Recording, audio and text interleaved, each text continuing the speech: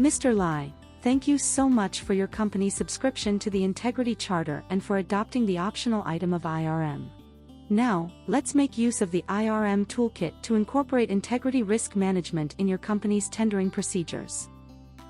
The integrity risks associated with tendering procedures and their risk level are tabulated in the IRM toolkit to help with the first stage of IRM, risk identification. Using tender arrangements and assessment as examples, one integrity risk associated with tender arrangements is staff members having financial interest in suppliers or tenderers favoring the latter in preparing tender documents, handling of tender submissions, conducting tender assessment, etc. The integrity risk associated with assessment of tenders is staff members favoring a colluded tenderer in the process. Tender arrangements and assessment are exposed to high integrity risks. Their inherent risk levels are therefore determined as 3, the highest level.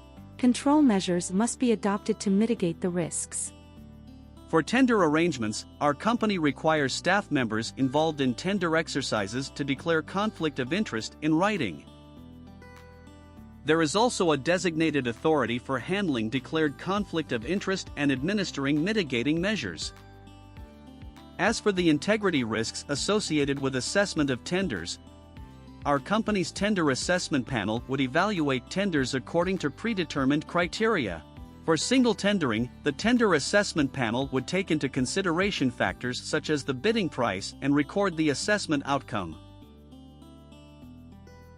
Your company's existing measures for tender arrangements and assessment of tenders are preventive measures. The aggregate of mitigating factor deducted by control measures serving same mitigating effect is at maximum 1, whereas the residual risk level is calculated by deducting the mitigating factors from the inherent risk level. The integrity risk can barely be addressed by the existing control measures. Further control measures are needed. That brings us to the end of the second stage, evaluation. Now, let's proceed to the third IRM stage, control and mitigation. We can refer to the IRM toolkit, which provides details of control measures designed for various tender-related integrity risks. For tender arrangements and assessment, apart from preventive control measures, there are also detective ones.